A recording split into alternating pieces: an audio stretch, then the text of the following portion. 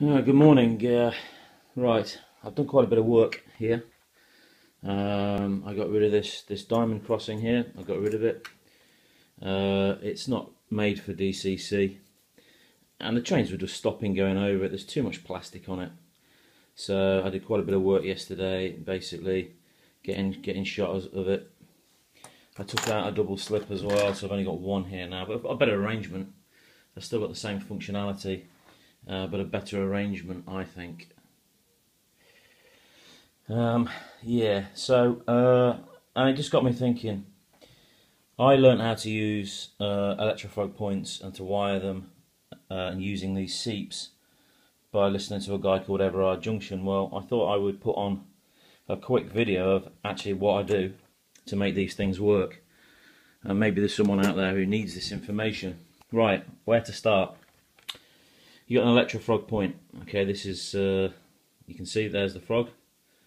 On the back, you've got, I don't know if you can see these here, like little straps. A dab of solder on that, or just cut it, is what you need to do. And then, once you've done that, just remove that piece of plastic there and that piece of plastic there, and make sure you solder those two together. I'd say red, and then drop it through to your red bus bar. These two solder together black, drop it to your black bus bar. So it kind of looks like this when it's installed. Okay, so really this is now constantly live, and that's the purpose of having live points. It means you get tremendous slow running. And when you put the seep in, which is this little chap installed here, it will control the, I'll say polarity, there is no polarity with DCC, but it'll decide whether that's red or black. And the frog is the whole area from here up to here.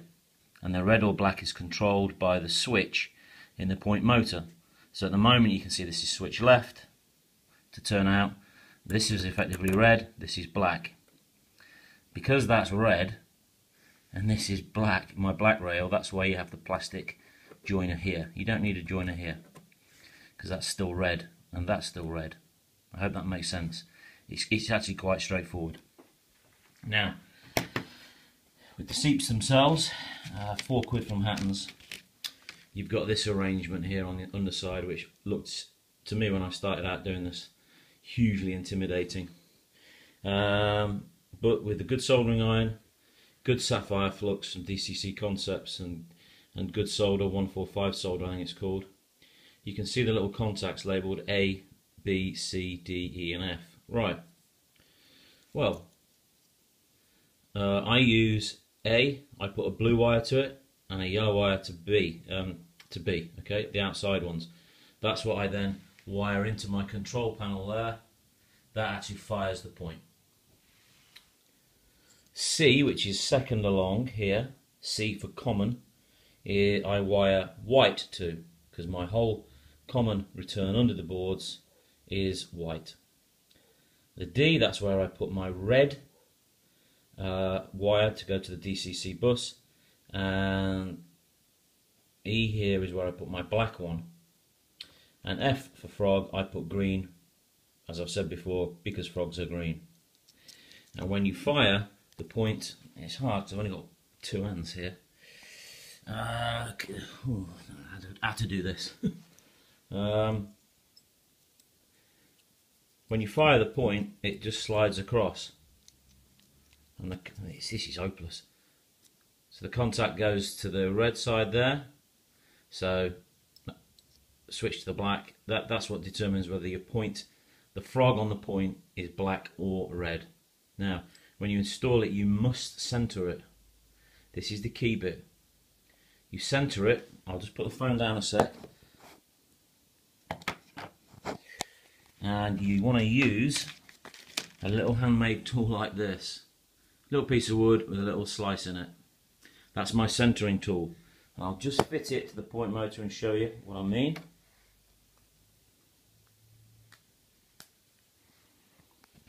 Now, there you go. Once I install when I'm putting that in, that sits in there and I know it's dead centre.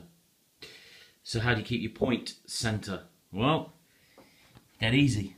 Just centre it up like this, okay? Put your blue tack on there. Get yourself underneath, like so. No, you can't see, I think it's pitch black, I think.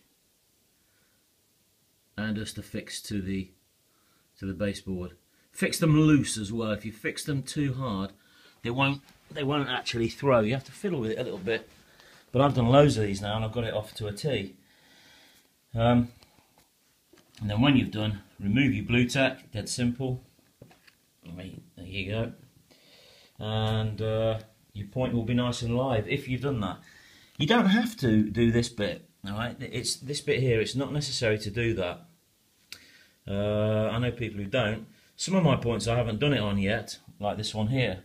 If I don't, it means I'm relying on the contact here of the switch rail to the stock rail here. I'm relying on that to give current to here, which is okay while it's brand new and the rest of it. And anyway, I've got a dropper here, so I'm all right for now. But over time, you know, if there's a bit of dirt here, it's not gonna work. So you are advised to do this, which is why, you know, the instructions say exactly that. You know, you can see what it says. Cut these two wires. You know, instead, that's what they say to do. And I have to say, if you get it right, you can run even a little 060 shunter over that. You know, that little fellow will even work. That just was not getting over this plastic paradise here. It wasn't managing that. And one of my DMUs was stalling as well. The distances between axles just wasn't working, so it's gone. It's a rather expensive double slip there if anyone wants it. You have that half price. It's almost hardly used. So that's what I would guide you to do. If you're doing the Electrofrogs, I would always go Electrofrog because they just look better. You know, you don't have that blob of plastic there that you get on the install frogs. You can make them live, make them really reliable.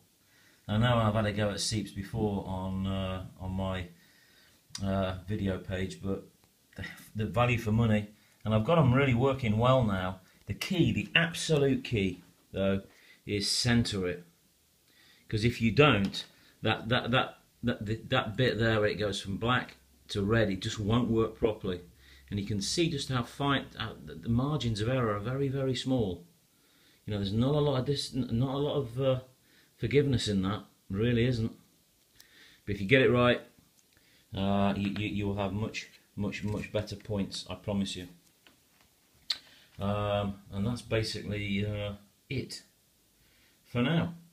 I hope that's of use to somebody. I think in the model railway business, you pick up tips from people and use them and pass them on. Definitely, that's what it's about, isn't it? Quite a bit of gentle modelling work. I had a lot of track work yesterday to fix all this, but it's much better now. Much better. Thanks for watching.